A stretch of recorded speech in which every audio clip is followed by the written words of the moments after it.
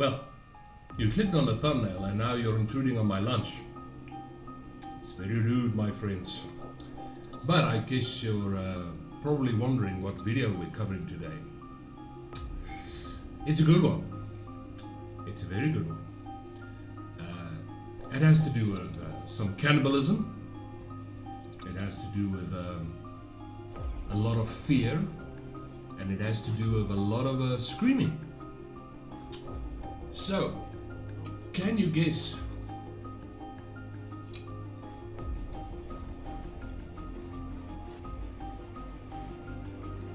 No? Can't you guess?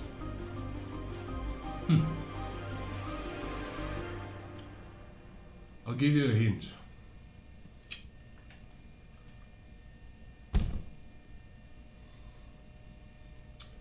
Can you guess now?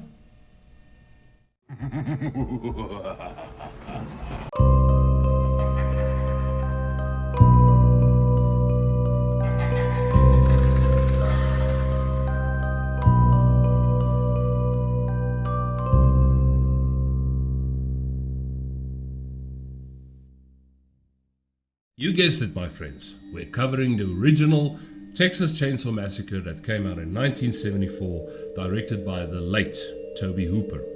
Now, what can I say about this movie? This is and always will be a gem, an absolute horror classic.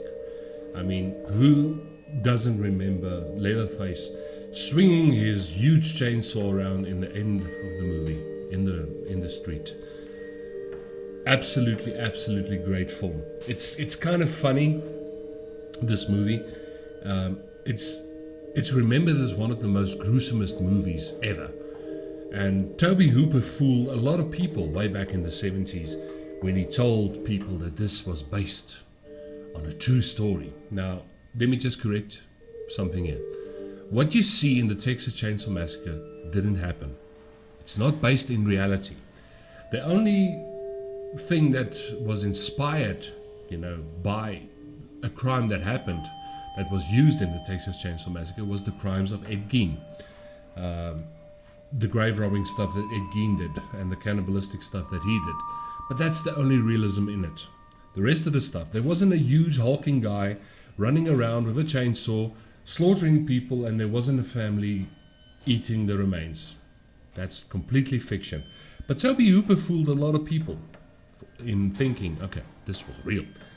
But what a well-made movie. And I mean, again, it was a low-budget movie, and it made a shitload of money back because of its infamousy. And I mean, this was one of the very first video nasties that plagued the children of Britain. It's kind of funny. It's infamous for being violent. It is violent. Okay, let's just get that right. It's a very violent movie. But when you watch the movie, you really see blood. I mean, there's that one scene where the guy cuts open his hand in the van. You see a little bit of blood. You see him write some kind of a symbol on the side of the van in blood. Not really that gory.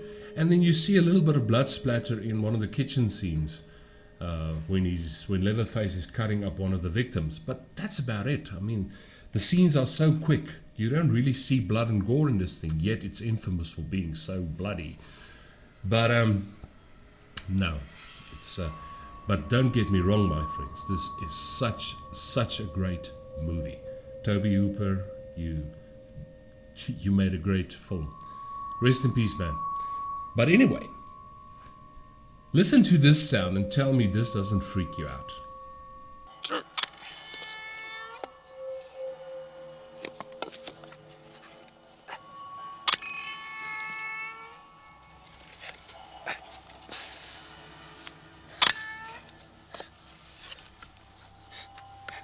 That sound, wow. We see these camera flashes, we see some body parts, we hear some weird noises going along with some great sound effects, and we soon learn that there's been some grave robbing going on in the state of Texas. And then we see this small van containing a couple of people driving on a Texas road on their way to a graveyard.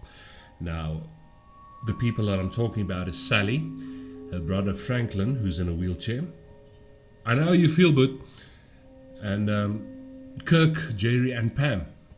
They're traveling to Texas to go and see if, Sally's parents or grandparents have been dug up and part of this whole vandalizing thing.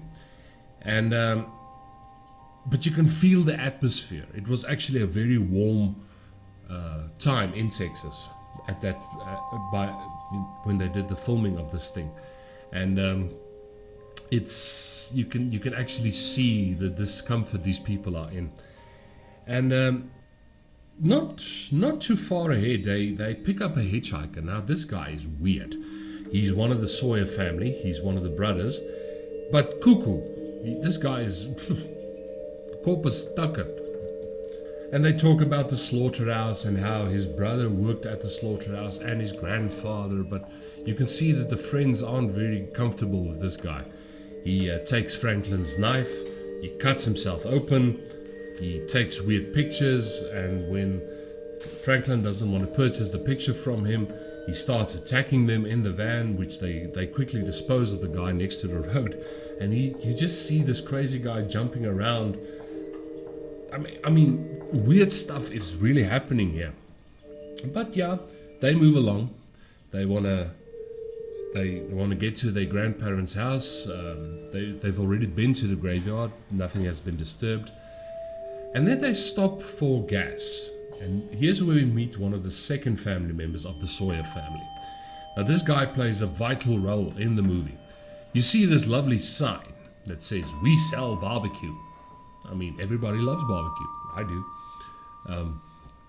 But the type of barbecue that these guys are selling, it's not your normal pork and beef, my friends. And this member of the family, he tries, steering them clear of going to visit an old house and stuff. People don't want this. But they keep pushing on forward. I mean, it's a movie. Of course, they're going to make stupid mistakes. So he sells them some barbecue. We actually see Franklin enjoying some of the delicacies. Poor Franklin. I feel so sorry for the guy. You can really feel his anger and his frustration of being in a wheelchair, and the rest of the people, including his sister Sally, not really paying much attention to his needs. You really feel it in this movie.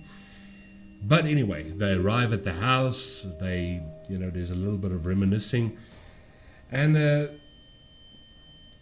Kirk and his girlfriend, they find another house. They move on to another house. Now this is the house straight out of hell. They want to go ask for, maybe they have, if these people have some gas that they can spare for them to get back to where they came from. Unfortunately, Kirk is brutally killed, and we meet the third member of the Sawyer family, the hulking Leatherface, played by the legendary Gunnar Hansen. Also, he passed on a couple of years ago, but he was the guy who started the whole Leatherface thing. That scene where he slams the doors shut after he killed Kirk, legendary.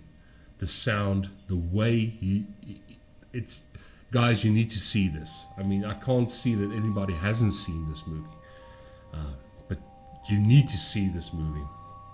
And then there's that very unfortunate scene. That scene is very sad for me. As a paraplegic, people must understand, we have our limits.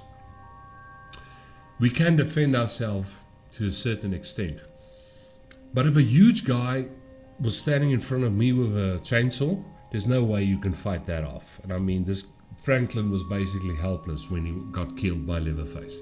That scene is so scary and it's sad. I can relate to that. I've been attacked in my life. I can defend myself. Luckily, I can. But if something like that was to happen, I can't see it ending in a well way. And then the movie is so fear-driven. This thing will keep you on edge. They catch up to poor Sally, and Sally is subjected to one of the most torturous scenes by the dinner table. It's good for me to say that Sally gets away at the end of the movie, but I don't think she survived this thing in a mental state. I think she lost it. She really lost this one. Guys, you need to see the original 1974 Texas Chainsaw Massacre. You just have to. That infamous scene at the end of the movie where Leatherface is swinging that chainsaw around in anger and defiance. It's so iconic. Guys, find this movie, see it.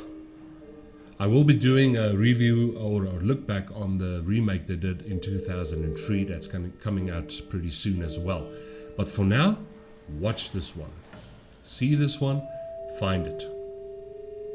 But yes, my friends, I hope you enjoyed this little look back at the Texas Chainsaw Massacre. And I will see you guys in the next one. Take care of yourselves, be safe, and enjoy the fear.